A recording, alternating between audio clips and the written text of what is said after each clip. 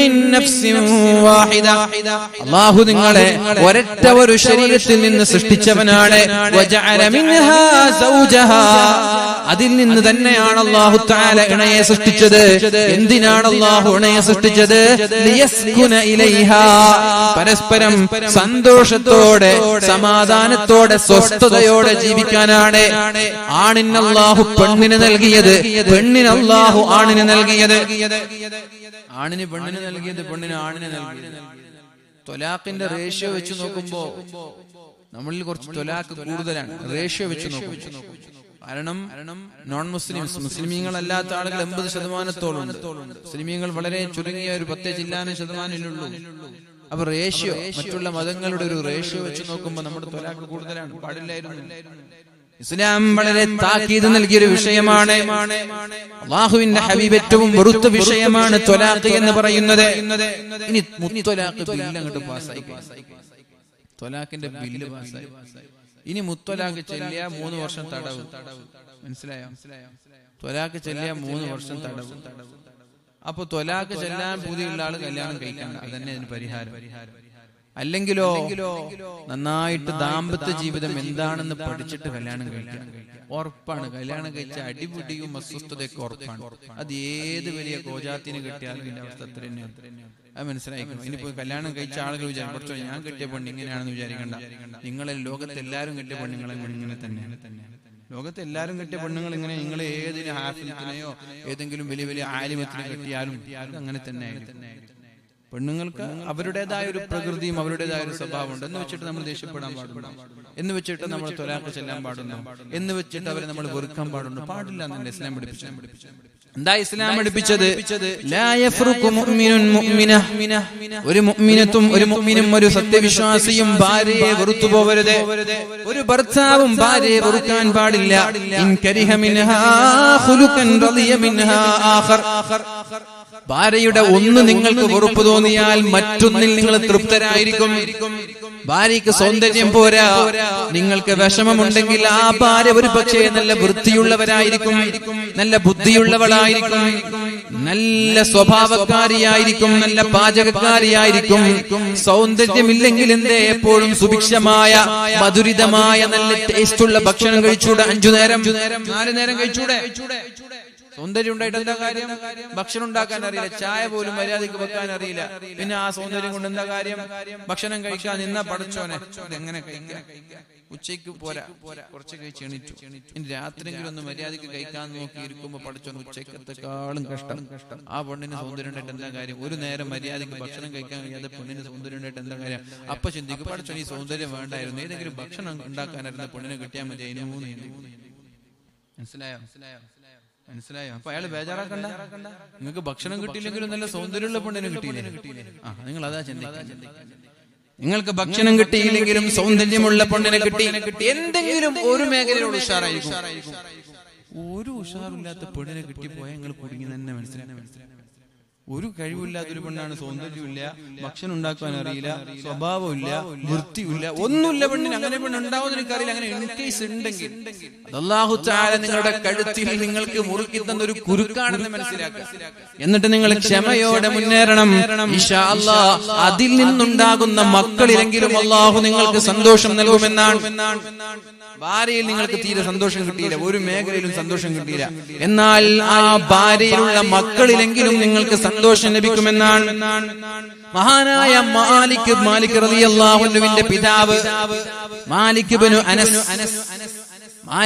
അനസ്, മഹാനായ മാലിക് റളിയല്ലാഹു അൻഹുവിന്റെ പിതാവ് അനസ് റളിയല്ലാഹു അൻഹു അദ്ദേഹം കല്യാണം കഴിച്ചിട്ട് ഭാര്യ ഇഷ്ടപ്പെട്ടില്ല. ഭാര്യയുമായിട്ട് ഒരു നിലക്കും മുന്നോട്ട് പോവാൻ കഴിയുന്നില്ല. ഈ ഭാര്യ കാണുമ്പോ തന്നെ ഒരു മനസ്സിലൊരു റാഹത്തില്ല, തൃപ്തിയാവുന്നില്ല, ഒരു താല്പര്യം തോന്നുന്നില്ല. അങ്ങനെ ഭാര്യയോട് മിണ്ടാൻ പോലും തയ്യാറാവുന്നില്ല. മനസ്സിനൊരു തൃപ്തി കിട്ടുന്നില്ല, സംതൃപ്തി കിട്ടുന്നില്ല. അത് ഭാര്യയ്ക്ക് മനസ്സിലായി, എന്നെ കൊണ്ട് ഇദ്ദേഹത്തിന് വലിയ താല്പര്യമില്ല, തൃപ്തി തോന്നിയിട്ടില്ല. അപ്പൊ ഭാര്യ ഒരു ആയത്ത് ഓതി കൊടുത്തു, നിങ്ങൾക്കൊരു പക്ഷേ വെറുപ്പ് തോന്നുന്ന കാര്യങ്ങൾക്ക് പിന്നിൽ അല്ലാഹു തആല എന്തെങ്കിലും ഒരു നന്മയെ മറച്ചു വെച്ചിട്ടുണ്ടാകും. നിങ്ങൾക്ക് എന്നിൽ താല്പര്യമില്ല, എന്നോട് വെറുപ്പാണ്. പക്ഷെ അള്ളാഹു എന്തെങ്കിലും ഒരു നന്മ ഇതിൽ മറച്ചു വെച്ചിട്ടുണ്ടാകും, നിങ്ങൾ ക്ഷമിക്കൂ എന്ന് ഭാര്യ പറഞ്ഞു. നിങ്ങൾ വെറുക്കുന്ന കാര്യങ്ങൾക്ക് പിന്നിൽ അല്ലാഹു തആല വല്ല നന്മയും മറച്ചു വെക്കാൻ സാധ്യതയുണ്ട്, അതുകൊണ്ട് ക്ഷമിക്കണമെന്ന് ഭാര്യ പറഞ്ഞു.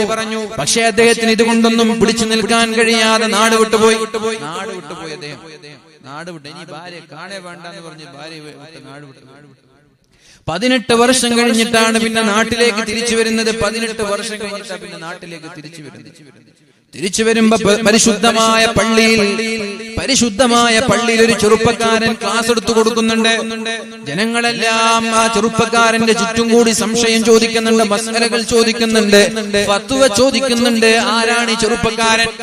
അവിടെയുള്ള ഒരാളെ വിളിച്ചിട്ട് മഹാനായ അനസ് റളിയല്ലാഹു അൻഹു ചോദിച്ചു, ആരാണിത്? അപ്പോഴാണ് പറഞ്ഞത്, മാലിക് ഇബ്നു അനസ്, അനസിന്റെ മകൻ മാലിക്കാണ്. എന്റെ മകനാണോ അത്? മാലിക് ഇബ്നു അനസ്, അനസിന്റെ മകൻ മാലിക്കാണ്. അങ്ങനെയാണ് വീട്ടിലേക്ക് പോകുന്നത്. വീട്ടിലേക്ക് മകനെത്തിയിട്ടുണ്ട്. വാതിൽ മുട്ടി. മകനോട് പറഞ്ഞു, മോനെ ഉമ്മയോട് പോയി പറ, വെറുക്കുന്ന കാര്യങ്ങൾക്കിടയിൽ ഒരു നന്മ അല്ലാഹു മറച്ചു വെച്ചിട്ടുണ്ടാകുമെന്ന് പറഞ്ഞിട്ട് ഒരാൾ പുറത്തു നിൽക്കുന്നുണ്ട് എന്ന് ഉമ്മയോട് പറ എന്ന് പറഞ്ഞ് വീട്ടിലേക്ക് പോയി. അങ്ങനെ ലോകം കണ്ട പ്രശസ്തനായ പണ്ഡിതനെ അല്ലാഹു നൽകി. ആർക്ക്? മഹാനായ അനസ് റളിയല്ലാഹു അൻഹുവിനെ. ഭാര്യ ഇഷ്ടപ്പെട്ടിരുന്നില്ല, പക്ഷേ അതിൽ നിന്ന് അല്ലാഹു ഒരു ഖൈർ നൽകുകയുണ്ടായി. ഞാൻ പറഞ്ഞു വരുന്നത്, ഈ പറയപ്പെട്ട ഒരു നല്ല വിശേഷണവും നമ്മുടെ ഭാര്യയ്ക്കില്ല. സൗന്ദര്യമില്ല, വൃത്തിയില്ല, സ്വഭാവം, പാചകക്കാരിയല്ല, ബുദ്ധിയില്ല, പഠിക്കാനറിയില്ല, ഒരു നിലക്കും ഒരു നന്മയും ആ പെണ്ണിലില്ലെങ്കിൽ നിങ്ങൾ ക്ഷമിച്ചു നിൽക്കാൻ കഴിയുമെങ്കിൽ കഴിവിന്റെ പരമാവധി ക്ഷമിച്ചു നിന്നാൽ അല്ലാഹു തആല മക്കളിലൂടെയെങ്കിലും നിങ്ങൾക്ക് സമാധാനം തരാതിരിക്കില്ല. അല്ലാഹു പറഞ്ഞതാണ്, വല്ലദീ ഖലഖകും മിൻ നഫ്സിൻ വാഹിദ വജഅല മിൻഹാ സൗജഹാ. നിങ്ങൾക്ക് അല്ലാഹു തആല ഇണയെ തന്നു, ആണിന് പെണ്ണിനെയും പെണ്ണിന് ആണിനെയും. യസ്കുന ഇലൈഹാ. എന്തിനാണത് തന്നത്? നിങ്ങൾക്കൊരു ആശ്വാസം ഉണ്ടാവാൻ വേണ്ടിയാണ്, പരസ്പരം സന്തോഷത്തോടെ ജീവിക്കാൻ വേണ്ടിയാണ്. ഫലമ്മാ തഗശാഹാ ഹമലത് ഹംലൻ ഖഫീഫാ. അങ്ങനെ രണ്ടുപേരും പരസ്പരം പൊതിഞ്ഞപ്പോ എത്ര മനോഹരമായിട്ടാണ് പരിശുദ്ധമായ ഇസ്ലാം ആണിന്റെയും പെണ്ണിന്റെയും ശാരീരിക ബന്ധത്തെ കുറിച്ച് പറഞ്ഞത്. ശാരീരിക ബന്ധത്തെ കുറിച്ചാണ് പറഞ്ഞത്. രണ്ടുപേരും പരസ്പരം പൊതിഞ്ഞപ്പോൾ ഫലം, അതൊരു മാന്യതയാണ്, വാക്കുകൾക്കുള്ള മാന്യതയാണത്, വാക്കുകളുടെ ഭംഗിയാണത്. അങ്ങനെ ഭാര്യയും ഭർത്താവും പരസ്പരം പൊതിഞ്ഞപ്പോൾ അങ്ങനെ ഗർഭമുണ്ടായവിടെ ഗർഭിണിയായി, പെണ്ണ് ഗർഭിണിയായി. അങ്ങനെ ഗർഭം മുന്നോട്ട് പോയി. അങ്ങനെ ഗർഭം പരിപൂർണതയിലേക്ക് എത്തി. 8 മാസമായി 9 മാസമായപ്പോ രണ്ടുപേരും ദുആ ചെയ്യുകയാണ്, ലഇൻ ആതൈതനാ സ്വാലിഹാ ലനകൂനന്ന മിനശ് ശാകിരീൻ. അല്ലാഹുവേ, നല്ല ആഫിയത്തുള്ള ആരോഗ്യമുള്ള സ്വാലിഹായ നല്ലൊരു കുഞ്ഞിനെ തന്നാൽ, സുഖപ്രസവത്തിലൂടെ പ്രയാസങ്ങളില്ലാതെ അംഗവൈകല്യങ്ങളില്ലാതെ ആരോഗ്യമുള്ള കുഞ്ഞിനെ തന്നാൽ ഞങ്ങൾ നിനക്ക് ശുക്ർ ചെയ്തോളാം, നിന്നെ അനുസരിച്ചു നിന്നെ വഴിപ്പെട്ട് ജീവിച്ചോളാം എന്ന് പറഞ്ഞ് പ്രാർത്ഥിച്ചിട്ട് അങ്ങനെ ആരോഗ്യമുള്ള ഒരു കുഞ്ഞിനെ അല്ലാഹു കൊടുത്തപ്പോ ചെയ്തത് അവർ മറന്നുപോയി. പ്രസവം എളുപ്പമാക്കിയത് അല്ലാഹു ആണെന്നുള്ള യാഥാർത്ഥ്യം അവർ മറന്നു. ആരോഗ്യമുള്ള മക്കളെ കൊടുത്തത് അല്ലാഹു ആണെന്നുള്ള യാഥാർത്ഥ്യം അവർ മറന്നു.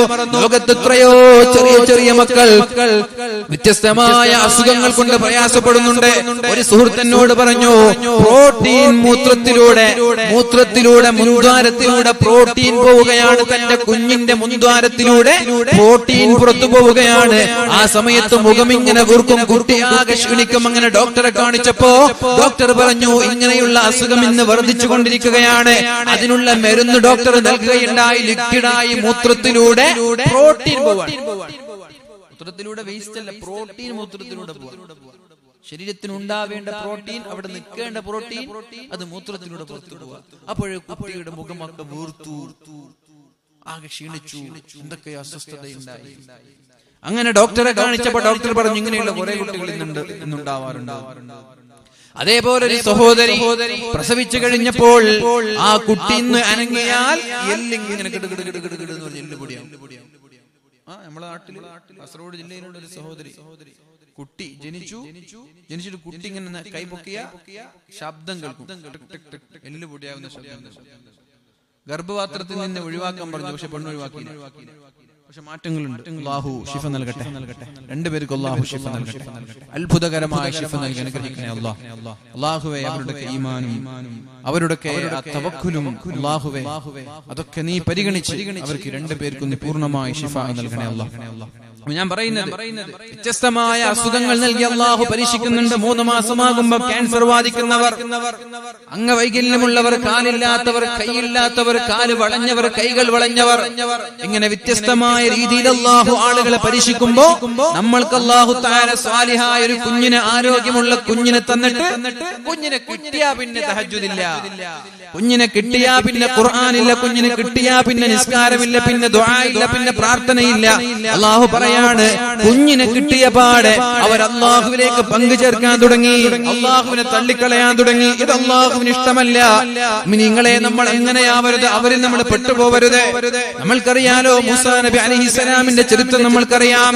മൂസാ നബി അലൈഹിസ്സലാമിന്റെ അതേപോലെ ഫിർഔനിന്റെ സമുദായത്തിലുണ്ടായ ചരിത്രം നമ്മൾക്കറിയാം. എന്താണ് അല്ലാഹു റബ്ബ് സുബ്ഹാനഹു വ തആല അവരെ കുറിച്ച് പറഞ്ഞത്? ഫഅർസൽനാ അലൈഹിമുത് തൂഫാൻ വൽ ജറാദ വൽ ഖുമ്മല വൽ ലഫാദിഅ വദ്ദമ ആയാതിൻ മുഫസ്സലാത് ഫസ്തക്ബറു വ കാനൂ ഖൗമൻ മുജ്രിമീൻ. ഫഅർസൽനാ അലൈഹിമുത് തൂഫാൻ, അല്ലാഹു തആല വെള്ളപ്പൊക്കം നൽകി. ആർക്ക്? അല്ലാഹു വെള്ളപ്പൊക്കം നൽകി. ആർക്ക്? ഒന്നെണീറ്റിക്ക്, എല്ലാവരും ഒന്നെണീറ്റുന്നുണ്ടിരിക്കും. ഞാൻ നിർത്തി 11 ആകുമ്പോൾ നിർത്തി. 11 മണി. صلوا على سيدنا محمد. اللهم صل على سيدنا محمد وعلى آل سيدنا محمد. اللهم صل على سيدنا محمد وعلى آل سيدنا محمد. اللهم صل على سيدنا محمد وعلى آل سيدنا محمد. ആർക്കാണ് വെള്ളപ്പൊക്കം കൊടുത്തത്? നമുക്കും കിട്ടിയില്ല. കഴിഞ്ഞ വർഷം നമുക്കും കിട്ടിയില്ല വെള്ളപ്പൊക്കം. നിങ്ങൾ കിട്ടിയോ? ഇവിടെ ഉണ്ടായിരുന്നോ? ഉരുൾപൊട്ടലും വെള്ളപ്പൊക്കം ഈ ഭാഗത്തുണ്ടായിരുന്നു? ഇല്ല. കാസർഗോഡ് കഴിഞ്ഞ വർഷം ഉണ്ടായിട്ടില്ല. ഇപ്രാവശ്യം കുറച്ച് തന്നു. കഴിഞ്ഞ വർഷം കാസർഗോഡിനെ വെള്ളപ്പൊക്കം പ്രശ്നം ഏറ്റിട്ടേ ഇല്ല. ഇപ്രാവശ്യം നിങ്ങൾക്കൊന്നും പ്രശ്നമില്ല. കാസർഗോഡ് ചെറിയൊരു പ്രശ്നം, മണ്ണിടിച്ചിലും വീട് പൊളിയിലൊക്കെ ഉണ്ടായിട്ടുണ്ട്. അള്ളാഹു എല്ലാവരും ശ്രദ്ധിക്കുന്നതാണ് മനസ്സിലാക്കേണ്ടത്. കഴിഞ്ഞ വർഷം കിട്ടാതെ വർഷം കൊടുത്തു മനസ്സിലാക്കേണ്ടത്. അപ്പൊ കഴിഞ്ഞ പ്രാവശ്യം നമ്മൾക്ക് വെള്ളപ്പൊക്കം കിട്ടിയതുപോലെ അള്ളാഹു വലിയ പ്രയാസങ്ങളൊന്നും തന്നില്ല, രക്ഷപ്പെടുത്തിയിട്ടുണ്ട് നമ്മെ. അപ്പൊ ആസാമിലൊക്കെ ആസാമിലും ബോംബെയിലൊക്കെ വെള്ളപ്പൊക്കം ഉണ്ടായിട്ടുണ്ട്. നമ്മെ പോലെ രക്ഷപ്പെടാൻ വേറൊരു സംസ്ഥാനത്തിനും കഴിയില്ല. കേരളത്തിനുള്ള പ്രത്യേകത അത് വേറൊരു സംസ്ഥാനത്തിനുമില്ല. കേരളക്കാർക്കുള്ള ഒരു സ്വഭാവം, പരസ്പര സഹകരണം, വിദ്യാഭ്യാസം, തിരിച്ചറിവ്, അത് മറ്റുള്ള സംസ്ഥാനങ്ങളിലില്ല. നമ്മൾ എന്തെങ്കിലും ഒരു പ്രയാസം ഒരാൾക്കുണ്ടെന്ന് അറിഞ്ഞാൽ അപ്പോഴേക്ക് ഓടിച്ചൊല്ലും, സംഘടന നോക്കാതെ, മതം നോക്കാതെ, പാർട്ടി നോക്കാതെ. പക്ഷെ അവിടെ അങ്ങനെയല്ല. കേരളത്തിന് പുറത്തുള്ള സംസ്ഥാനങ്ങളുടെ അവസ്ഥ അങ്ങനെയല്ല. അവിടുത്തെ മുസ്ലിമീങ്ങളുടെ അവസ്ഥ നിങ്ങൾക്ക് അറിയാം. ഞാനിപ്പോ അടുത്തിട്ട് ആന്ധ്രാപ്രദേശിൽ പോയിരുന്നു. അവിടുത്തെ വീട് എന്ന് പറഞ്ഞാൽ നമ്മുടെ ഒരു റൂമിന്റെ വലുപ്പമുള്ള വീട്. ആ വീടിന്റെ വാതിലിന്റെ മുമ്പിലായിരിക്കും അവരുടെ ആടിന്റെ തൊഴുത്ത്. അവരുടെ പള്ളി, പഠിച്ചോനൊന്നും പറയേണ്ട പള്ളിയുടെ അവസ്ഥ. അവിടെ ഒരു പള്ളി, അവിടെയുള്ള സ്കൂൾ, ഉറുദു സ്കൂൾ എന്ന് പറഞ്ഞാൽ നമ്മുടെ നാട്ടിലുള്ള ഏറ്റവും പഴയ 25 വർഷം മുമ്പുള്ള ബസ് സ്റ്റാൻഡ് പോലെയാണ് അവിടുത്തെ സ്കൂള്. ഗവൺമെന്റ് അനുവദിച്ചു കൊടുത്ത ഉറുദു സ്കൂള്, മുസ്ലിമീങ്ങൾക്ക് അനുവദിച്ചു കൊടുത്തൊരു സ്കൂളാണ്. ഗവൺമെന്റിന്റെ ഫണ്ട് പാസ്സായിട്ടുണ്ടാക്കിയ സ്കൂൾ, ഉറുദു സ്കൂൾ. നമ്മുടെ നാട്ടിൽ 25 വർഷം പഴക്കമുള്ള ഒരു ബസ് സ്റ്റാൻഡിന്റെ പോലെയാണ്. ഇതൊക്കെയാണ് കേരളത്തിന് പുറത്തുള്ള മുസ്ലിങ്ങളുടെ അവസ്ഥ. മുസ്ലിങ്ങൾ മാത്രമല്ല, ഭൂരിഭാഗം ആളുകളുടെ അവസ്ഥ അങ്ങനെയാണ്. അവിടെയൊക്കെ മനുഷ്യന്മാർ വെറും ഒരു വോട്ട് ബാങ്ക്. ഉദാഹരണം ഞാൻ പറയാം. അവർക്ക് പത്രം വായിക്കലോ സോഷ്യൽ മീഡിയ ഉപയോഗിക്കലോ ലോകത്ത് നടക്കുന്ന കാര്യങ്ങൾ അറിയണമെന്നില്ല, അറിയാൻ താല്പര്യമില്ല. ഇപ്പൊ അടുത്തിട്ട് ശ്രീലങ്കയിൽ നടന്ന ഒരു ചർച്ചിൽ നടന്ന ഒരു ബോംബ് സ്ഫോടനം നിങ്ങളൊക്കെ കണ്ടിട്ടുണ്ടാവും അല്ലേ? ബോംബ് സ്ഫോടനത്തിന്റെ വീഡിയോ CCTV ക്യാമറയിൽ നിന്ന് പതിഞ്ഞതൊരു മുസ്ലിമാണ്, മുസ്ലിം തീവ്രവാദിയാണ് എന്ന് ചാനലുകളൊക്കെ കൊട്ടിഘോഷിച്ചില്ലേ? പത്രങ്ങളൊക്കെ മുസ്ലിമീങ്ങളെ തീവ്രവാദികളെന്ന് വിളിച്ചില്ലേ? ചാനലുകളൊക്കെ മുസ്ലിമീങ്ങളെ തീവ്രവാദികളെന്ന് വിളിച്ചില്ലേ? ഉടനെ തന്നെ എന്തെങ്കിലും ഒരു സ്ഫോടനം നടന്ന ഉടനെ മുസ്ലിമീങ്ങളുടെ പേര് പറയും. അത് മുസ്ലിം തീവ്രവാദികൾ. അത് ഏറ്റെടുക്കാൻ കുറച്ച് ISS ഉണ്ടാവും, അത് ഏറ്റെടുക്കാൻ കുറച്ച് താലിബാനുകൾ ഉണ്ടാകും. അത് നമ്മൾ ഏറ്റെടുത്തു. ഇത് ആരെ ഏറ്റെടുത്തു എന്ന് പറയുന്നത് ആരെങ്കിലും അന്വേഷിച്ചിട്ടുണ്ടോ? നിങ്ങൾ നോക്കിക്കോ, ഏതെങ്കിലും ഒരു സ്ഫോടനം നടന്ന അന്നത്തെ പത്രത്തിൽ അതിന്റെ ഉത്തരവാദിത്വം ഏതെങ്കിലും മുസ്ലിം ഭീകര സംഘടനകൾ ഏറ്റെടുക്കും. അത് അവർ ഏറ്റെടുക്കുന്നുണ്ടെന്നല്ല, പത്രക്കാർ വെറുതെ വിടാണ്. വെറുതെ ഒരു ഔദ്യോഗിക പ്രഖ്യാപനം അത് മുസ്ലിമീങ്ങളുടെ തലയിൽ കെട്ടിവെക്കാൻ. ഇന്ന് കേരളത്തിൽ നടന്നല്ലെങ്കിൽ ഇന്ത്യയിൽ നടന്ന 99% സ്ഫോടനങ്ങളിലും പ്രതികളായി പിടിച്ചത് മുസ്ലിമീങ്ങളെയാണ്. പക്ഷെ 99% കേസുകളിലും മുസ്ലിമീങ്ങൾ നിരപരാധിയാണ് എന്ന് വർഷങ്ങൾക്ക് ശേഷം തെളിഞ്ഞു. 23 വർഷം ജയിലിൽ കിടന്ന ഒരു ചെറുപ്പക്കാരൻ ഉപ്പയുടെ കബറിൽ പോയിട്ട് കരയുന്നത് നിങ്ങൾ കണ്ടില്ലേ? എന്താ സ്ഫോടനത്തിന്റെ പേര്? വത്സല, എന്തൊരു സംജോത സ്ഫോടനം പോലെയുള്ള ഒരു സ്ഫോടനം. 23 വർഷക്കാലം ജാമ്യം പോലും അനുവദിക്കാതെ മുസ്ലിമീങ്ങളാണ് പ്രതി എന്ന് പറഞ്ഞ് 23 വർഷത്തിന് ശേഷം നിരപരാധിയായി വിട്ടപ്പോ ഉപ്പ മരിച്ചിട്ടുണ്ട്, ഉമ്മ മരിച്ചിട്ടുണ്ട്.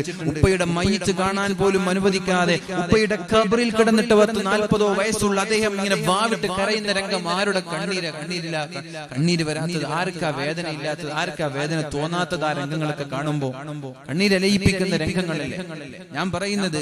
ഇങ്ങനെ എന്ത് സ്ഫോടനം നടന്നാലും പെട്ടെന്ന് മുസ്ലിമീങ്ങളുടെ തലയിൽ കെട്ടിവെക്കും.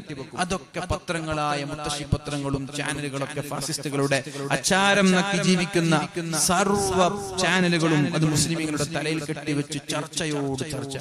എന്നാൽ ഇവിടെ നിരന്തരമായി നടക്കുന്ന മോബ് ലിഞ്ചിങ്, നിരന്തരമായി നടക്കുന്ന കൊലപാതകങ്ങൾ, ജയ് ശ്രീറാം വിളികൾ, ഗോമാതയുടെ പേരിൽ ഞാൻ പലപ്പോഴും ആലോചിച്ചിട്ടുണ്ട്, ഈ പശുക്കൾ എന്തിനല്ലെങ്കിൽ അറുത്തു തിന്നുന്നത്? പശുക്കൾ അറുക്കലോടുകൂടി നിൽക്കുമല്ലോ ഈ കൊലപാതകങ്ങൾ. പശുക്കൾ അറുക്കണ്ട, ആടിനർത്താ പോലെ. ഇസ്ലാം പശുക്കൾ അറുക്കണമെന്ന് പറഞ്ഞിട്ടില്ലല്ലോ. ആടാണ് ഏറ്റവും അഫ്ദൽ. ഉദഹിയത്താണെങ്കിലും പോത്തിനേക്കാളും നല്ലത് എന്താണ്? ആടാണ്. പശുക്കൾ അറുക്കാറില്ല. പോത്ത് പിന്നെ അവരുടെ ദൈവമല്ല. പശുവിനെയാണ് ദൈവം എന്ന് പറയാം. പശു ആരും അറുക്കാറില്ല, അറുക്കുന്നത് പോത്തിനെയാണ്. പോത്തിനർത്ത് അവർക്ക് എന്താ കുഴപ്പം? എന്നാലും കുഴപ്പമില്ല. അവർക്ക് എത്രത്തോളം വ്രണപ്പെടുന്നുണ്ടെങ്കിൽ പോത്തിന് അറുക്കുന്ന നിർത്ത, ആടിനർത്താ പോരെ എന്ന കുഴപ്പമില്ലല്ലോ. അതോടുകൂടി മോബ് ലിഞ്ചിങ്, കൂട്ട കൊലപാതകങ്ങളൊക്കെ നിൽക്കുന്ന വിചാരിച്ചത്. ഇപ്പൊ പുതിയത് തുടങ്ങി, ജയ് ശ്രീറാം വിളിച്ചില്ലെങ്കിൽ കൊലപാതകം നടത്താം. ഒരു മാസത്തിനുള്ളിൽ 5-8 കൊലപാതകങ്ങൾ നടന്നില്ലേ? ജയ് ശ്രീറാം വിളിക്കാത്തതിന്റെ പേരിൽ നടന്നില്ലേ? ഇതൊന്നും ചാനലുകൾക്ക് ചർച്ചയല്ല, ഇതൊന്നും പത്രങ്ങൾക്ക് ചർച്ചയല്ല. എന്നാൽ മുസ്ലിമീങ്ങൾ പ്രതിയായ ഏതെങ്കിലും ഒരു കേസ്, നിരപരാധിയായ മുസ്ലിമീങ്ങളെ കള്ളക്കേസുകൾ കൊടുക്കുമ്പോഴേക്കും അപ്പോഴേക്കും നമ്മുടെ മുത്തശ്ശി മാധ്യമങ്ങളെല്ലാം വേണ്ട അക്ഷരത്തിൽ കൊടുക്കും മുസ്ലിമീങ്ങൾ തീവ്രവാദിയാണെന്ന്.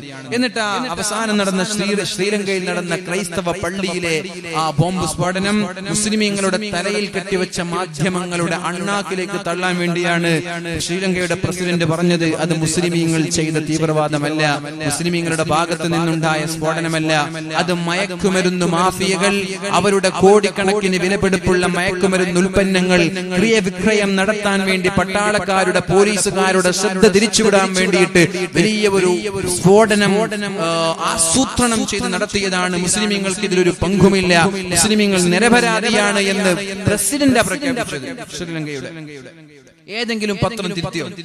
മുസ്ലിമീങ്ങളെ തീവ്രവാദിയാക്കി കേരളത്തിലും വന്നു എന്നാ പറഞ്ഞു. കേരളത്തിൽ വന്നിട്ട് അങ്ങോട്ട് പോയി എന്നൊക്കെയാ പറഞ്ഞത്.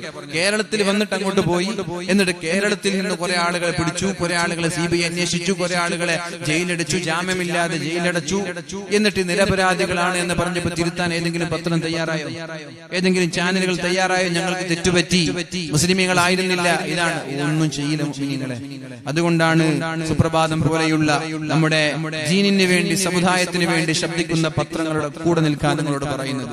എന്തെങ്കിലും ശബ്ദിക്കാൻ കഴിയുമെങ്കിൽ അത് സുപ്രഭാതം പോലെയുള്ള പത്രങ്ങളെ ശബ്ദിക്കുള്ളൂ. അത്തരം മുത്തശ്ശി പത്രങ്ങളെ, ഫാസിസ്റ്റുകളുടെ അച്ചാരം വാങ്ങി ജീവിക്കുന്ന മുത്തശ്ശി പത്രങ്ങളെ വീട്ടിൽ നിന്ന് ഇറക്കിവിടണം. നമ്മൾ അടുപ്പിക്കരുത്. നമ്മൾക്ക് ഉപകാരമില്ലാത്ത കാര്യങ്ങൾക്ക് എന്തിനാണ് നമ്മൾ ഇത്രയും കാശ് കൊടുത്ത് ചെലവഴിക്കുന്നത്? സുപ്രഭാതം പോലെയുള്ള പത്രങ്ങൾക്ക് കൊടുക്കൂ. എന്നിട്ട് നമ്മുടെ വികാരങ്ങളും നമ്മുടെ ആവശ്യങ്ങളും നമ്മുടെ മുസ്ലിം സമുദായത്തിന് വേണ്ടി ശബ്ദിക്കാൻ ലോകം അറിയട്ടെ. ഇങ്ങനെയുള്ള വിഷയങ്ങൾ അതുകൊണ്ട് ഞാൻ പറഞ്ഞു വരുന്നത് ഒരു പ്രളയം നമ്മൾക്കുണ്ടായി. അങ്ങോട്ട് പോയതെങ്ങനെയെന്ന് എനിക്ക് ഓർമ്മയില്ല. ഏതായാലും അവിടെ ആവശ്യം അങ്ങോട്ടൊക്കെ എത്തിയെങ്ങനെയെന്ന് എനിക്ക് ഓർമ്മയില്ല. ഏതായാലും ഒരു പ്രളയം നമ്മുടെ മുമ്പിലുണ്ടായി. അതന്നെ പ്രളയമുണ്ടായി. ആ പ്രളയം ആസാമിലും മറ്റുള്ള ബോംബെയിലൊക്കെ വന്നപ്പോ നമ്മെ പോലെ സഹായിക്കാനും സഹകരിക്കാനും ആളുകൾ ഇല്ലാത്തത് കൊണ്ട് അവർക്ക് അതിന്റെ ഭവിഷ്യത്ത് നല്ലോണം അവർ അനുഭവിക്കുന്നുണ്ട്. നമ്മൾക്ക് അള്ളാഹുവിന്റെ തൗഫീഖ് കൊണ്ട് വലിയ പ്രയാസങ്ങളൊന്നും ഉണ്ടായില്ല. അപ്പൊ അതേപോലൊരു പ്രളയം അല്ലാഹു തആല ഫിർഔനിനും കൂട്ടർക്കും നൽകുകയുണ്ടായി. ഫിർഔനിനും കൂട്ടർക്കും അല്ലാഹു തആല അതുപോലൊരു പ്രളയം നൽകുകയുണ്ടായി. അന റബ്ബുകുമുൽ അഅലാ വഹാദിഹിൽ അൻഹാറു തജ്രി മിൻ തഹ്തി, ഞാനാണ് നിങ്ങളുടെ ഏറ്റവും വലിയ റബ്ബ്.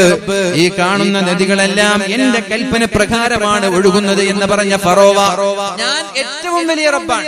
അന റബ്ബുകുമുൽ അഅലാ, എന്നെക്കാളും വലിയ രക്ഷിതാവ് വേറെയില്ല എന്ന് പറഞ്ഞ ഫറോവ വെള്ളപ്പൊക്കം വന്നപ്പോൾ പട്ടാളക്കാരെ പറഞ്ഞയച്ചത് മൂസാ നബി അലൈഹിസ്സലാമിന്റെ സമീപത്തേക്കാണ്. അത്രയും വലിയ റബ്ബാണെങ്കിൽ വെള്ളത്തോട് അടങ്ങാൻ പറഞ്ഞാൽ പോരെ? അത്രയും വലിയ റബ്ബാണെങ്കിൽ വെള്ളത്തോട് അടങ്ങാൻ പറഞ്ഞാൽ പോരെ? ഔറംഗസീബിനെ കുറിച്ചൊരു ചരിത്രമുണ്ട്. വലിയൊരു വെള്ളപ്പൊക്കമുണ്ടായപ്പോ അദ്ദേഹം ഒരു പ്രാർത്ഥന കടലാസിൽ എഴുതി വെള്ളത്തിലേക്ക് എറിഞ്ഞപ്പോ വെള്ളം അടങ്ങി എന്നുള്ള ഒരു ചരിത്രം ഔറംഗസീബിനെ കുറിച്ച് പറയപ്പെടുന്നു. ഔറംഗസീബ് നല്ലൊരു ദീനിയായ ഒരു രാജാവായിരുന്നു. നല്ലൊരു ദീനിനോട് താല്പര്യം കാണിച്ച രാജാവായത് കൊണ്ട് തന്നെ ഇന്ത്യ രാജ്യത്ത് ഏറ്റവും വെറുക്കപ്പെടുന്ന ഒരു രാജാവായി മാറി. അതങ്ങനെയാണല്ലോ. മുസ്ലിമീങ്ങളായ ആളുകൾ മുസ്ലിമീങ്ങളോട് താല്പര്യം കാണിച്ച് ഇന്ത്യ രാജ്യത്തിന്റെ സമരസേനാനികളാണെങ്കിൽ അവരെ പുച്ഛിച്ചു തള്ളാനും അവരവഗണിച്ചു കളയാനും ഒരു മടിയുമില്ലാത്ത ആളുകളായി ചരിത്രകാരന്മാർ മാറിയിട്ടുണ്ട്. ടിപ്പു സുൽത്താനൊക്കെ അവരിൽപ്പെട്ട ഒരാളാണ്. രാജ്യത്തിന് വേണ്ടി നിരന്തരമായി പോരാടിയവരാണ്. ടിപ്പു സുൽത്താന്റെ മരണത്തോടുകൂടിയാണ് ഇന്ത്യ രാജ്യം ഇന്ന് ആജ് ഹിന്ദുസ്ഥാൻ അമാരാ ഹേ എന്ന് വിളിച്ചു പറഞ്ഞത്. മഹാനായ ടിപ്പു സുൽത്താന്റെ മരണത്തോടുകൂടിയാണ്. ടിപ്പു സുൽത്താൻ വലിയൊരു വലിയാണ്. അതേപോലെ ഔറംഗസീബ് പരിശുദ്ധമായ ഖുർആൻ മനഃപ്പാഠമാക്കിയ ആളാണ്. അദ്ദേഹത്തിന്റെ ചില പ്രാർത്ഥനകൾ അദ്ദേഹം എഴുതി അത് യുദ്ധത്തിന് പോകുമ്പോ യുദ്ധത്തിന്റെ ബാനറുകളിൽ തുന്നി ചേർക്കാറുണ്ടായിരുന്നു എന്നാണ്. നമ്മളൊക്കെ ബർക്കത്തിന് വേണ്ടിയിട്ട് സയ്യിദന്മാർ മന്ത്രിച്ചു തന്നത്, അതേപോലെ മഖാമിൽ വെച്ചതൊക്കെ കൊണ്ടുപോയി നമ്മുടെ പേഴ്സിലും നമ്മുടെ പോക്കറ്റിലൊക്കെ വെക്കുമ്പോ ചില ആളുകൾ കളിയാക്കാറുണ്ട്. ശിർക്കാണ് ബിദ്അത്താണെന്നൊക്കെ പറഞ്ഞിട്ട് കളിയാക്കാറുണ്ട്. പക്ഷെ അത്തരം ആളുകളോടൊക്കെ എനിക്ക് പറയാനുള്ളത്, ഈ ശിർക്കും ബിദ്അത്തും ആരോപിക്കുന്ന സുന്നത്ത് ജമാഅത്തിന്റെ ആളുകളാണ് ലാ ഇലാഹ ഇല്ലല്ലാഹ് എന്ന് ചൊല്ലി മരിക്കുന്നത് ബഹുഭൂരിഭാഗവും. ആ വിഷയത്തിലേക്ക് ഞാൻ വരാം. ഏതായാലും ഔറംഗസീബ് അങ്ങനെ ചെയ്യാറുണ്ടായിരുന്നു. അദ്ദേഹം ചില പ്രാർത്ഥനകളൊക്കെ എഴുതിയിട്ട് ബാനറുകളിൽ തുന്നിച്ചേർക്കാറുണ്ടായിരുന്നു. അതേപോലെ സ്വന്തം കൈപ്പടയിൽ പരിശുദ്ധമായ ഖുർആൻ അദ്ദേഹം എഴുതി വെച്ചിട്ടുണ്ട്. അതൊക്കെ ഒരു ബർക്കത്തിന് വേണ്ടി സൂക്ഷിക്കാറുണ്ടായിരുന്നു. അതേപോലെ തന്നെ കരുത്ത്, പട്ടാളക്കാർക്കൊക്കെ കരുത്തു നൽകിയിരുന്നത് ദീനിയായ ചില ഉപദേശങ്ങളിലൂടെയാണ്. തന്റെ അനുയായിയായിരുന്ന തന്റെ പട്ടാളക്കാരിൽ, തന്റെ കൊട്ടാരത്തിൽ ജോലി ചെയ്യുന്ന സേവകന്മാരിൽ മുഹമ്മദ് എന്ന പേരുള്ള ഒരാളെ വിളിക്കണമെങ്കിൽ വുളു വേണമെന്ന്. വുളു ഇല്ലാതെ മുഹമ്മദ് എന്ന പേരുള്ള സേവകനെ ഔറംഗസീബ് വിളിച്ചിട്ടില്ല. ഔറംഗസീബ് മുഹമ്മദ് എന്ന് പേരുള്ള പട്ടാളക്കാരനെ വിളിച്ചിരുന്നത്, സേവകനെ വിളിച്ചിരുന്നത് വുളു ചെയ്തിട്ടാണ്. ഒരു ദിവസം അദ്ദേഹത്തെ അടിമ എന്നർത്ഥമുള്ള ഒരു പേരിൽ വിളിച്ചു. അടിമ എന്നർത്ഥമുള്ള ഒരു പേരിൽ പട്ടാളക്കാരനെ, സേവകനെ വിളിച്ചു. അപ്പൊ അദ്ദേഹത്തിന് വലിയ വിഷമമായി. ഇത്ര കാലം എന്നെ വളരെ മാന്യമായി വിളിച്ചിട്ട് ഇന്നെന്തേ നിങ്ങൾ അങ്ങനെ ഒരു അടിമ എന്ന രീതിയിൽ വിളിച്ചത് എന്ന് ചോദിച്ചപ്പോ അദ്ദേഹം പറഞ്ഞത്, ഇത്രയും കാലം നിന്റെ പേര് വിളിക്കും എനിക്ക് വുളു ഉണ്ടായിരുന്നു. ഇന്ന് വുളു ഇല്ലാത്തത് കൊണ്ടാണ് മുഹമ്മദ് എന്ന പേരിന് പകരം ഞാൻ അടിമ എന്ന പദപ്രയോഗം നടത്തിയത്. മനസ്സിലായോ? എത്രത്തോളം സൂക്ഷ്മത പാലിച്ച ഒരു മഹാനാണ് ഔറംഗസീബ്. അപ്പൊ ഇതുപോലെ ഫിർഔൻ ഞാൻ തന്നെയാണ് ഏറ്റവും വലിയ റബ്ബ് എന്ന് പറഞ്ഞിരുന്ന ഫിർഔൻ എന്റെ വെള്ളപ്പൊക്കം ഇങ്ങനെ ഉയർന്നു വരുമ്പോ അടങ്ങാൻ പറഞ്ഞ അടങ്ങൂലേ? ഫിർഔനിന് അറിയാൻ ഞാൻ റബ്ബല്ല. അപ്പൊ നേരെ മൂസാ നബി അലൈഹിസ്സലാമിന്റെ സമീപത്തേക്ക് തന്റെ പട്ടാളക്കാരെ പറഞ്ഞയച്ചുകൊണ്ട് ദുആ ചെയ്യാൻ ആവശ്യപ്പെട്ടു. മൂസാ നബിയുടെ സമീപത്തേക്ക് പട്ടാളക്കാരെത്തി. ഖാലൂ യാ മൂസ ദുഉ ലനാ റബ്ബക, മൂസാ നബിയെ നിങ്ങൾ അല്ലാഹുവിനോട് ദുആ ചെയ്യണം. ഈ പരീക്ഷണത്തിൽ നിന്ന് രക്ഷപ്പെടുത്താൻ ലഇൻ കശഫ്ത അന്നദ്ദിജ്സ ലനുഅ്മിനന്ന ലക, ഈ പരീക്ഷണം മാറിയാൽ ഞങ്ങൾ എല്ലാവരും നിങ്ങളെ കൊണ്ട് വിശ്വസിച്ചോളാം. ഈ വെള്ളപ്പൊക്കം മാറിയാൽ ഞങ്ങൾ നിങ്ങളെ കൊണ്ട് വിശ്വസിച്ചോളാം എന്ന് പറഞ്ഞപ്പോ മഹാനായ മൂസാ നബി അലൈഹിസ്സലാം അല്ലാഹുവിനോട് ദുആ ചെയ്തു. അല്ലാഹുവേ ഈ പരീക്ഷണം മാറ്റി കൊടുക്കണേ അല്ലാഹ്. അല്ലാഹു തആല പരീക്ഷണം മാറ്റി കൊടുത്തു. വെള്ളപ്പൊക്കം മാറി. അവർ മുസ്ലിമായോ? ഇല്ല. അവർക്ക് ഉറപ്പാണ് ഇത് അള്ളാഹുവാണ് ഈ വെള്ളപ്പൊക്കം മാറ്റിയിരുന്ന അവർക്ക് ഉറപ്പാണ്. മൂസാ നബി പ്രവാചകനാണ് എന്നുള്ള കാര്യവും അവർക്ക് ഉറപ്പാണ്. കാരണം മൂസാ നബിയോട് പറഞ്ഞ് മൂസാ നബി ദുആ ചെയ്തപ്പോഴാണ് വെള്ളപ്പൊക്കം മാറിയത്. അപ്പൊ ഹഖ് മനസ്സിലായാലും ചിലർ ഉൾക്കൊള്ളൂല എന്നതിന്റെ ഏറ്റവും വലിയ തെളിവാണിത്. ഹഖാണ്, ഇത് സത്യമാണ് എന്ന് പകൽ വെളിച്ചം പോലെ വ്യക്തമായാലും അത് എല്ലാവരും ഉൾക്കൊള്ളണമെന്നില്ല. മനസ്സിലായ? അവർക്ക് പകൽ വെളിച്ചം പോലെ വ്യക്തമാണ് അള്ളാഹുവാണ് റബ്ബ്, മൂസാ നബി പ്രവാചകനാണ് എന്ന് പകൽ വെളിച്ചം പോലെ വ്യക്തമായത് കൊണ്ടാണ് വന്നിട്ട് ദുആ ചെയ്യാൻ പറഞ്ഞത്. ദുആ ചെയ്തപ്പോൾ ഉത്തരവും കിട്ടി. അവർ മുസ്ലിമായോ? ഇല്ല. അപ്പോഴേക്കും അല്ലാഹു തആല അടുത്ത പരീക്ഷണം നൽകി. ആ പരീക്ഷണമാണ് വൽ ജറാദ, വെട്ടുകിളിയെ നൽകി. അവരുടെ കൃഷികളെല്ലാം തിന്ന് നശിപ്പിക്കുകയുണ്ടായി. വെട്ടുകിളി എന്ന് പറഞ്ഞാൽ പുൽച്ചാടി പോലെയുള്ള ഒരു തരം ജീവിയാണത്. അവരുടെ സർവ്വ കൃഷികളെയും നശിപ്പിച്ചു, അവരുടെ സമ്പാദ്യങ്ങൾ നശിപ്പിച്ചു. വീട്ടിലും അവരുടെ പറമ്പിലും അവരുടെ സർവ്വ സ്ഥലങ്ങളിലും വെട്ടുകിളികളെ കൊണ്ട് കാലിടാൻ പറ്റാത്ത സാഹചര്യം വലിയൊരു പ്രയാസമായത് മാറിയപ്പോ മഹാനായ മൂസാ നബി അലൈഹിസ്സലാമിന്റെ സമീപത്തേക്ക് യാതൊരു ഉളുപ്പുമില്ലാതെ രണ്ടാമതും അവര് കടന്നു വന്നിട്ട് പറഞ്ഞു, അല്ലാഹുവിനോട് ദുആ ചെയ്യണം, ഇത് മാറ്റി തന്നാൽ ഞങ്ങൾ നിങ്ങളെ കൊണ്ട് വിശ്വസിച്ചോളാം. രണ്ടാമത്തെ തവണയാ വരുന്നത്. നമ്മളാണെങ്കിൽ 4 പൊട്ടിക്കും പോയി പണി നോക്കെന്ന് പറയും. പക്ഷെ മൂസാ നബി അങ്ങനെങ്കിലും വിശ്വസിച്ചോട്ടെ എന്ന് പറഞ്ഞിട്ട് റബ്ബിനോട് ദുആ ചെയ്തു. അല്ലാഹുവേ, ഈ പരീക്ഷണം നീ മാറ്റി കൊടുക്കണേ എന്ന് ദുആ ചെയ്തപ്പോ അല്ലാഹു തആല മാറ്റി കൊടുക്കുകയുണ്ടായി. മുസ്ലിമായോ? ഞങ്ങൾ മുസ്ലിമായിക്കോളാം, ഇതൊന്ന് മാറ്റി കിട്ടിയാൽ. രണ്ടാമതും അല്ലാഹു മാറ്റി കൊടുത്തു, അവർ മുസ്ലിമായില്ല. അപ്പോഴേക്കും അല്ലാഹു തആല മൂന്നാമതും അവരെ പരീക്ഷിച്ചു. എങ്ങനെയാണ്? വൽ ഖുമ്മല, ഒരു തരം പേനിനെ പോലെയുള്ള ചെള്ളിനെ പോലെയുള്ള ജീവിയെ കൊണ്ട് അവരുടെ കിടപ്പറയിലും ഭക്ഷണത്തിലും പാനീയ അവർ കിടന്നുറങ്ങുന്ന സ്ഥലങ്ങളിൽ, വീട്ടിലെ റോഡിൽ, സർവ്വ സ്ഥലങ്ങളിലും പേനുകളെ കൊണ്ട് ചെള്ളുകളെ കൊണ്ട് അല്ലാഹു പരീക്ഷിക്കുകയുണ്ടായി. മഴക്കാലം തുടങ്ങുമ്പോൾ ഒരു മഴപ്പാറ്റ വരും. മഴയുടെ സ്റ്റാർട്ടിങ് ആ ഒരു മഴപ്പാറ്റ പുറത്തു വന്നാൽ പിറ്റേ ദിവസം സുബഹിക്ക് പുറത്തിറങ്ങുമ്പോ വീട്ടിൽ ഇന്റർലോക്ക് ചെയ്ത് കല്ലേതും തിരിച്ചറിയില്ല. അത്രയും അങ്ങനെ പരന്നു കിടന്നിട്ടുണ്ടാവും. ഏതെങ്കിലും ലൈറ്റിന്റെ ഒരു വെളിച്ചം കണ്ടാൽ എവിടെയെങ്കിലും ഹോൾസ് ഉണ്ടെങ്കിൽ ആ ഹോൾസിലൂടെ എല്ലാം പറന്നു വന്നിട്ട് നമ്മുടെ ഭക്ഷണത്തിലും പോക്കറ്റിലും കുപ്പായത്തിലും വസ്ത്രത്തിലും എല്ലാ സ്ഥലത്തും ഈ പാറ്റുണ്ടാവും. ചെറിയൊരു ഹോൾസും വെളിച്ചം കണ്ടാൽ മതി. നമ്മൾക്ക് അതുപോലും പിടിച്ചു നിൽക്കാൻ കഴിയുന്നില്ല. അതൊരു 10 മിനിറ്റ് കൊണ്ട് ചത്തുപോകും ചെയ്യും. നമുക്കൊരു 10 മിനിറ്റ് പോലും പിടിച്ചു നിൽക്കാൻ കഴിയുന്നില്ല. പരീക്ഷണമായിട്ടല്ല, അതൊരു പ്രകൃതിയുടെ ഒരു ഭാഗമാണ്. എന്ന പരീക്ഷണമായിട്ട് അല്ലാഹു ഒരു മാസക്കാലമൊക്കെ തന്നാലും ഇത് രാവിലെയും രാത്രിയും സർവ്വ സമയത്തും ഇതിങ്ങനെ നിറഞ്ഞ് പാറാൻ തുടങ്ങിയാലോ, പറക്കാൻ തുടങ്ങിയാലോ വലിയൊരു പരീക്ഷണമായിരിക്കൂല. വെള്ളം കുടിക്കാൻ കഴിയും, വെള്ളത്തിൽ നിറയെ പാറ്റ. ഭക്ഷണം കഴിക്കാൻ വെച്ച ഭക്ഷണത്തിൽ നിറയെ പാറ്റ. കറി വെച്ച കറിയിലും പാറ്റ. അലക്കാൻ നിന്ന കുപ്പായത്തിൽ നിറയെ പാറ്റ. ഇതൊന്നും നമ്മൾക്ക് വിട്ടുനിന്ന് എന്തെങ്കിലും ചെയ്യാൻ പറ്റുമോ? ഇല്ല. അങ്ങനെ വലിയൊരു പരീക്ഷണമായി സഹിക്കാൻ കഴിയാതെ വീണ്ടും വന്നു മഹാനായ മൂസാ നബി അലൈഹിസ്സലാമിന്റെ സമീപത്തേക്ക്. മൂസാ നബിയെ 2 വട്ടം ഞങ്ങൾ വിശ്വസിച്ചില്ല, നിങ്ങളെ പറ്റിക്കുകയുണ്ടായി. മൂന്നാമതായി നിങ്ങളൊന്ന് അല്ലാഹുവിനോട് ദുആ ചെയ്ത് ഇത് നിങ്ങൾ അല്ലാഹുവിനോട് ദുആ ചെയ്ത് പ്രാർത്ഥിച്ച് മാറ്റി തന്നാൽ ഞങ്ങൾ നന്നായിക്കോളാമെന്ന് വീണ്ടും പറഞ്ഞു മൂസാ നബിയോട്. മൂസാ നബിയുടെ ആഗ്രഹമാണ് അങ്ങനെയെങ്കിലും നന്നായിക്കോട്ടെ എന്ന് വിചാരിച്ച് മൂസാ നബി അലൈഹിസ്സലാം വീണ്ടും ദുആ ചെയ്തു. പക്ഷേ പരീക്ഷണം മാറ്റി കൊടുത്തപ്പോൾ അവർ നന്നാവാൻ തയ്യാറായില്ല. മദ്രസയിലേക്ക് കുട്ടി വരാൻ 6:30 മദ്രസ തുടങ്ങുക. ഇവൻ വന്ന് 6:45. ഉസ്താദ് ചോദിച്ചു, എന്താണ് നീ വൈകിയത്? ഉസ്താദ്, ഞാൻ ഇന്നലെ ഒരു മൗലിദ് ഉണ്ടായിരുന്നു, അങ്ങനെ വരാൻ വൈകിപ്പോയി. അങ്ങനെയാണ്. നാളെ മുതൽ ഇത് ആവർത്തിക്കരുത് കേട്ടോ. ആയിക്കോട്ടെ. പിറ്റേ ദിവസം കുട്ടി വന്നത് 6:50, 20 മിനിറ്റ് വൈകിട്ട്. അപ്പൊ ഇന്നലല്ലേ നീ കൃത്യമായി വരുമെന്ന് പറഞ്ഞത്? സോറി ഉസ്താദ്, ഇന്ന് ഉറങ്ങിപ്പോയി, തലവേദന ആയിരുന്നു, അങ്ങനെ വരാൻ പറ്റാത്തതാണ്. ഇനി മേലാൽ ഇത് ആവർത്തിച്ചാൽ എന്ന് പറഞ്ഞിട്ട് ഉസ്താദ് കേട്ടി. നാളെ കൃത്യമായിട്ട് വരൂലേ? എന്തായാലും നാളെ വന്നത് 7 മണിക്ക്. ഉസ്താദ് അടിക്കൂലേ? സ്വാഭാവികമായിട്ട് അടിക്കൂലേ? ഒന്നുകിൽ വീട്ടിലേക്ക് പറഞ്ഞേക്കും, ഉമ്മാനെ കൂട്ടിട്ട് വാ, ഉപ്പാനെ കൂട്ടിട്ട് വാ എന്നൊക്കെ പറഞ്ഞേക്കും. എന്നാൽ മൂസാ നബി അലൈഹിസ്സലാം മൂന്നാമതും അവർക്ക് മാപ്പ് നൽകി. നാലാമതും നാലാമതും അല്ലാഹു പരീക്ഷിച്ചു. തവളയെ നൽകി. സർവ്വ സ്ഥലങ്ങളിൽ തവള. നടക്കുമ്പോഴും കിടക്കുമ്പോഴും കിടപ്പറയിലും ഉദുവെടുക്കാൻ വേണ്ടിയിട്ട് ഹൗദിൽ കയറ്റാൻ നിറയെ തവള. എന്ത് ചെയ്യും നമ്മൾ? ഉദുവെടുക്കാൻ വേണ്ടി മുഖം കഴുകാൻ വേണ്ടി വെള്ളം എടുത്തു, കയ്യിൽ നിറയെ തവള. കഴുകാൻ പറ്റും. വെള്ളം കുടിക്കാൻ വേണ്ടി ക്ലാസ്സിൽ വെള്ളം എടുത്തപ്പോൾ ക്ലാസ്സിൽ നിറയെ തവള. ടോയ്ലറ്റിൽ ഇരിക്കുമ്പോൾ ടോയ്ലറ്റിലും തവള. എന്തെങ്കിലും ചെയ്യാൻ പറ്റും. അങ്ങനെ അള്ളാഹു പരീക്ഷിച്ചപ്പോ പൊറുതിമുട്ടിക്കൊണ്ട് നാലാമതും വന്നു. പിന്നെ അള്ളാഹു പരീക്ഷിക്കുന്നത് രക്തം കൊണ്ടാണ്. നിറയെ രക്തം വസ്ത്രത്തിലും ഭക്ഷണങ്ങളിലും പാനീയങ്ങളിലും സർവ്വസ്ഥലങ്ങളിലും രക്തം കൊണ്ട് അള്ളാഹു പരീക്ഷിക്കുകയുണ്ടായി. അഞ്ചാമതും വന്നു. മൂസാ നബിയുടെ സമീപത്തേക്ക് മൂസാ നബിയെ, നിങ്ങൾ അള്ളാഹുവിനോട് ദുആ ചെയ്ത് ഈ പരീക്ഷണം മാറ്റി തന്നാൽ ഞങ്ങൾ എല്ലാവരും നിങ്ങളെ കൊണ്ട് വിശ്വസിച്ച് മുസ്ലിം ആവാം. 5 തവണ ദുആ ചെയ്തിട്ട് അല്ലാഹു പരീക്ഷണം മാറ്റി കൊടുത്തു. അവരാരും മുസ്ലിമായില്ല. ചാൻസ് 5 തവണ അല്ലാഹു കൊടുത്തു, അവരാരും മുസ്ലിമായില്ല. പിന്നെ അല്ലാഹു വലിയൊരു പരീക്ഷണം കൊടുത്താണ്.